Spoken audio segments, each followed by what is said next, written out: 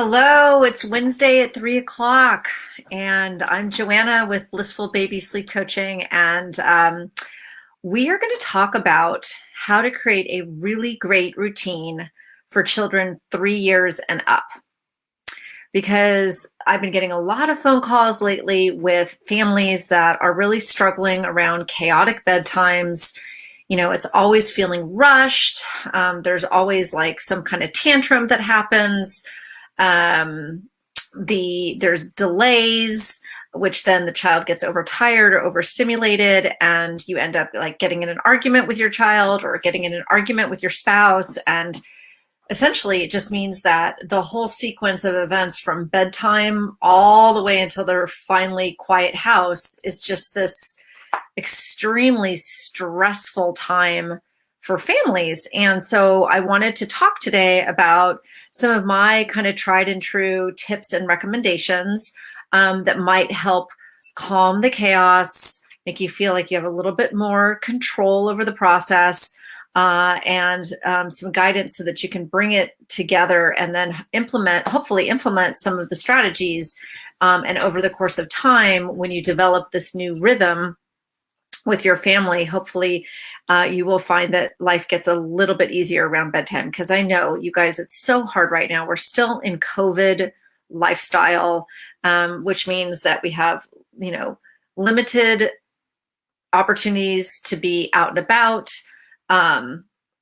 Kids' classes are all on Zoom, etc. And so it's just different, and it's therefore making that evening routine even more high pressure because parents are just exhausted from caregiving the whole day alone, usually, because play dates are, hard to come by, and then they're just burnt out and feeling overwhelmed at bedtime. So hopefully some of these recommendations will help. Okay. So I'm talking about, just as a foundation, I'm really referencing this routine for children 3 years and up. However, if some of you have younger children, there are definitely things in here you'll go, oh, okay, that makes sense. I can start integrating that into my routine now. Okay, so the first thing is that we're going to start with like what happens in the morning. When your child wakes up, one of the most important things you can do is expose them to natural light in those first couple of hours that they're awake. I know a lot of families kind of wake up, and depending on what the light is outside on the time of the, wherever they live in the country, it still can be dark, but then they kind of keep all the shades down and the lights dim. And what I want you to do is get into the habit of, when there's natural light available to you, start to expose your child to that natural light. That will help them plug into the natural circadian rhythm for their age and stage. And we want to use Mother Nature as our friend to help harness the natural circadian rhythms that allow for appropriate time of wakefulness and appropriate time for drowsiness in the evening. And when you expose them to natural light, obviously the next step would be, especially in the morning, if we can get the children out for some active outdoor play. And, again, I know it's COVID, there's, depending on where you live in the country, it might be snowy, but if you can, getting sunshine and active outdoor play is so, so, so important for this age group. We want the outdoor play, if we can also do things that engage the senses. So if you can't do outdoor play, but we want to engage the senses, then things like doing music, doing singing, doing bubbles, doing building a fort, put anything that you can think of in your household that you can pull together to help them activate their senses can be very, very helpful for this age group. And then, of course, the other thing we want to try to do in our day is what we call filling the love tank. You've probably heard of the 5 love languages. There's a wonderful book about that, and it's not only for husbands and wives and partners, but also how to help fill the love tank for your child. But one of the easiest ways to downplay bedtime battles for this age group is to dedicate one-on-one child-led play for a minimum of 10 minutes a day. And you might be saying to me, but Joanna, I spend the whole day with this child. You're telling me I need to do more. And what I want you to know, and I believe me, I understand, I have been there, I have done that, I've had that same thought, is that there is something about dedicating 10 minutes of child-led play where the child knows that this is their mommy time or their daddy time. And you definitely want to use a timer. I recommend using like an old-fashioned kitchen timer instead of your phone, because I'm going to also encourage you not to bring in your phone during this playtime. So you designate it and say, okay, today, this is our mommy time. You get the timer out, you have the child, plug it to the 10 minutes or whatever you can afford, even if it's 5, start small. And then you go, if at all possible, into a separate space with that child and allow that child to know that you will play whatever game they want to play. And you may find that there'll be some situations they start engaging and you're just basically there to witness and just be a physical presence and to smile and encourage them in their play. Or sometimes they'll actually want to play with you. It's different every time. It takes a lot of stamina to kind of really move away from the to-do list that often is circling in your own mind to kind of really come in and be emotionally present for them. And you will find in that mommy time after doing this, or daddy time, over the course of multiple days, it'll become easier for you to stay really emotionally connected, and it will be very emotionally feeling to the child. And oftentimes bedtime battles with this age group happen because the bedtime stalling and the bedtime requesting that they do is often because they're seeking negative attention from you. And because to them, any attention is attention. So if you're giving them loves and kisses and that's attention, which is amazing, that's what they really want.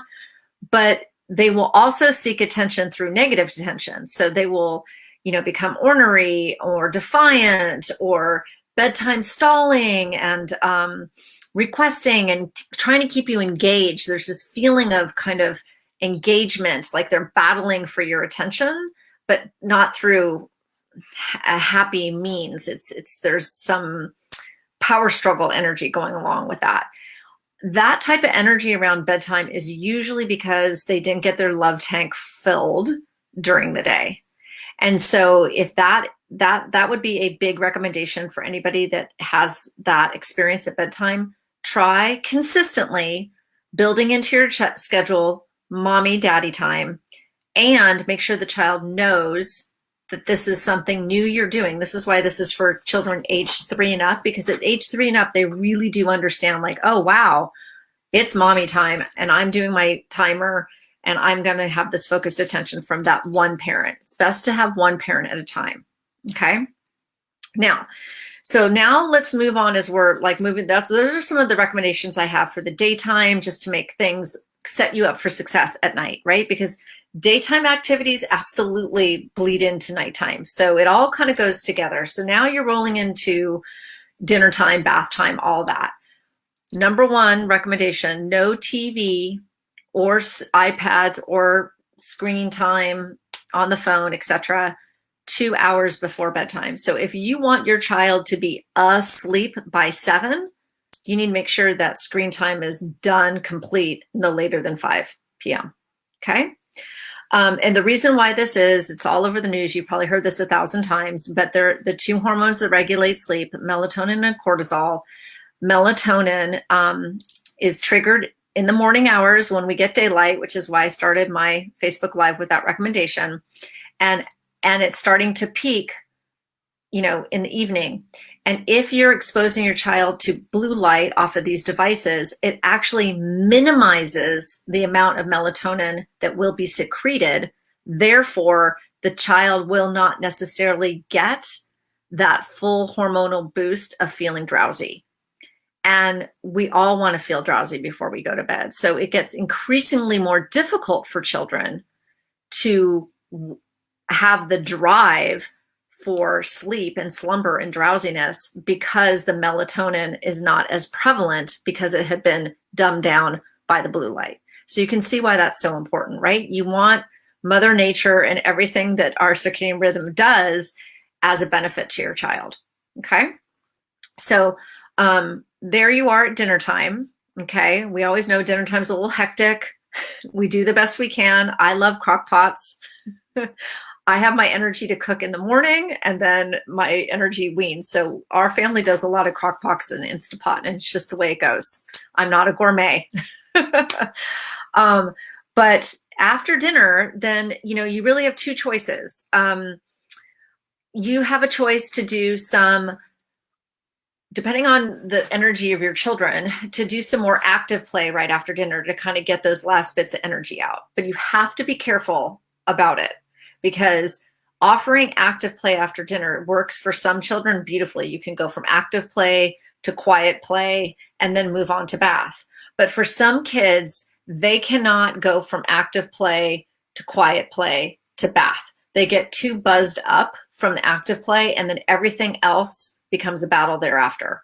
So this is a recommendation where I say you've got to know your child. But anyways, even after dinner, the thing to do is to have some type of family activity. I personally like to go dinner quiet play.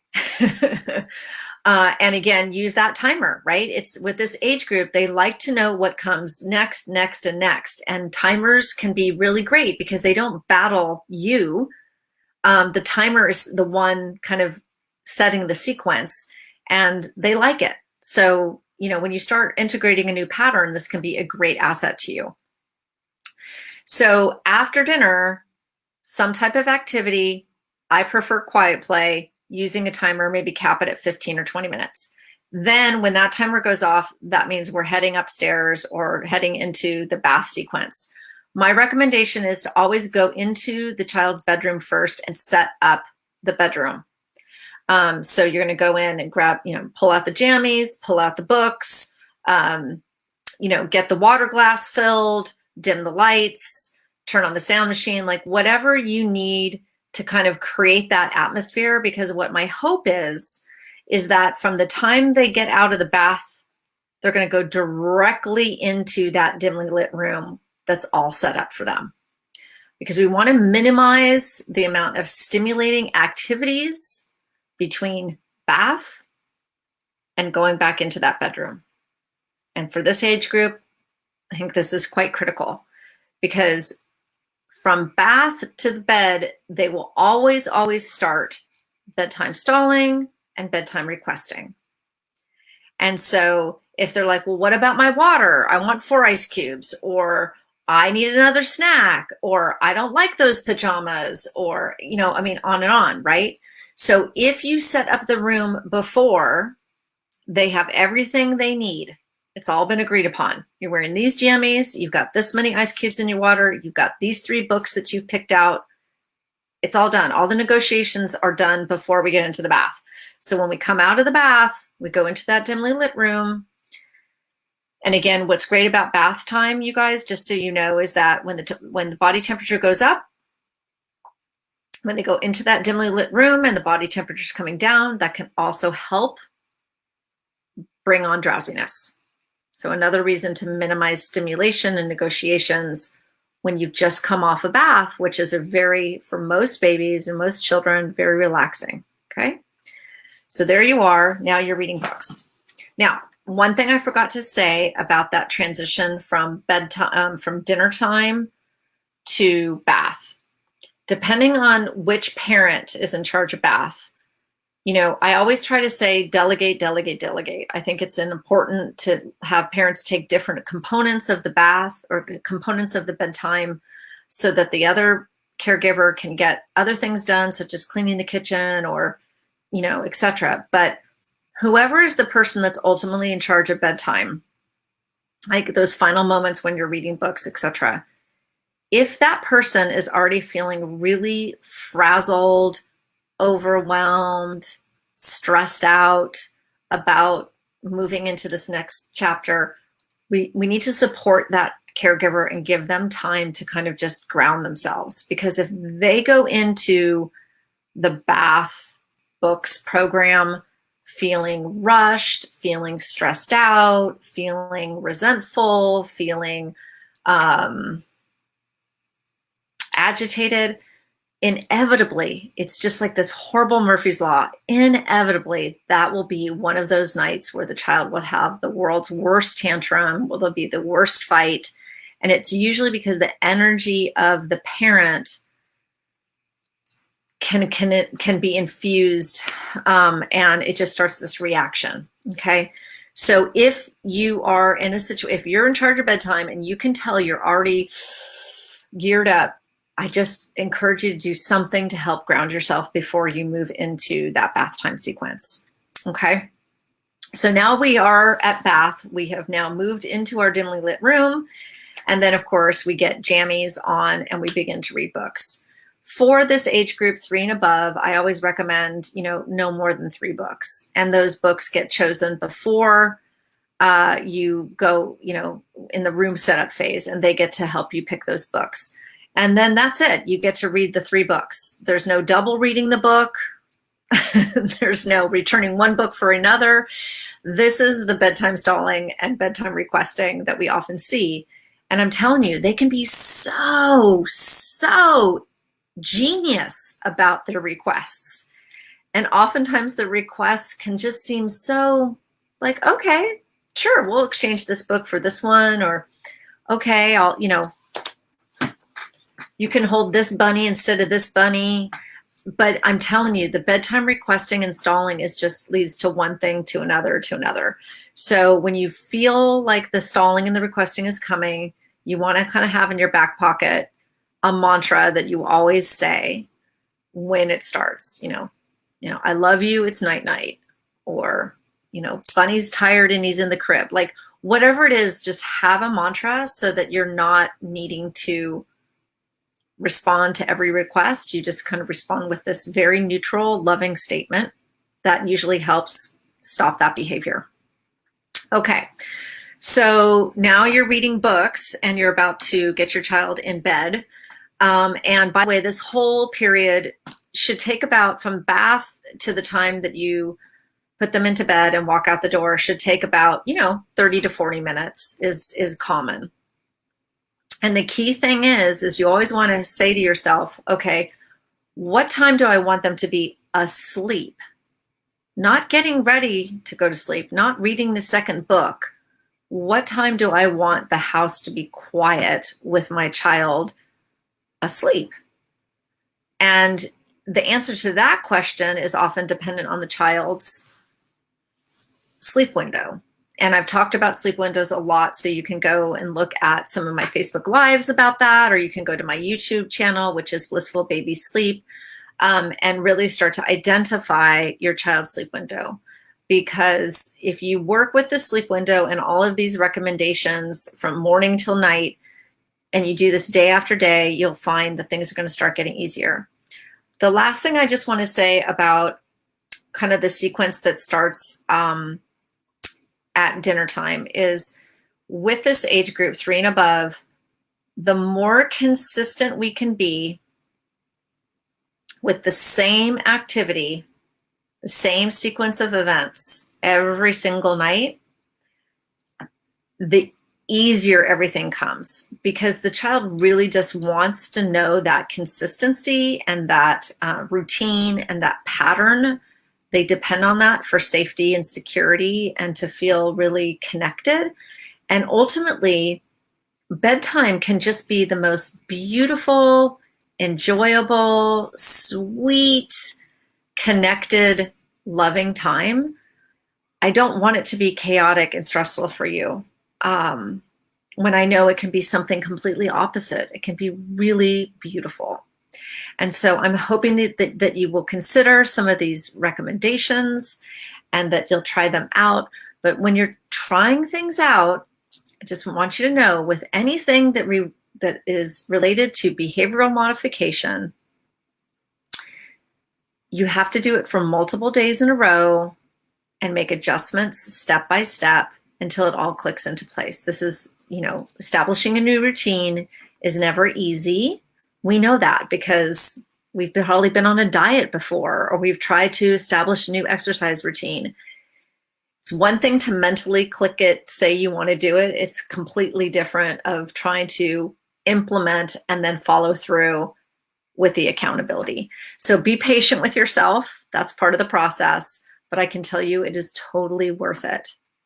And if you are still having problems with your 3+ old child and the routine is not enough to establish really great sleep, there's probably other things going on, which is okay, because that we can always find a way to improve sleep. Always. Everything is based on sleep science and behavioral science, and we can use science to our advantage to improve any situation. So if you have questions, don't hesitate to call out and ask, because you don't need to stay in a sleep deprived state when there is absolutely help to be had. So I'm going to post here in the chat that I have a really great audio that could be helpful to you. It's called this Baby Sleep Strategies audio chapter. I was a contributing author in a best-selling book called The One Thing Every Mom Needs to Know. And the chapter in there is really about kind of the 5 things you need to make sure you're doing to enhance sleep. And I put it in audio because I know us moms, we do not have time to read anymore. So I put on audio so that you can listen to it when you're, unloading the dishwasher or doing that load of laundry, walking the dog. And I think that the information I've shared today, along with some of those other recommendations, that could really give you some more data to consider and try to improve sleep. And then I'm always here for help. So if there's anybody here that has any questions they'd like to ask me before I head out, we can absolutely do that. I'm going to quickly put over here in the chat, if someone does need to reach me personally and they want to talk with me on a Zoom session and talk about their unique situation, we can absolutely do that as well, because sometimes people like to have their privacy, so I respect that. So I'm going to put there in the chat too how to reach me to do some conversation on Zoom about your unique situation. Those of you that are listening on replay, thank you for being here. And if you have any questions, you can always do #replay, and then I'll know to go look for that and answer your questions. All right, I'll see you next Wednesday at 3 p.m. Get your life back. It starts with sleep. Thank you.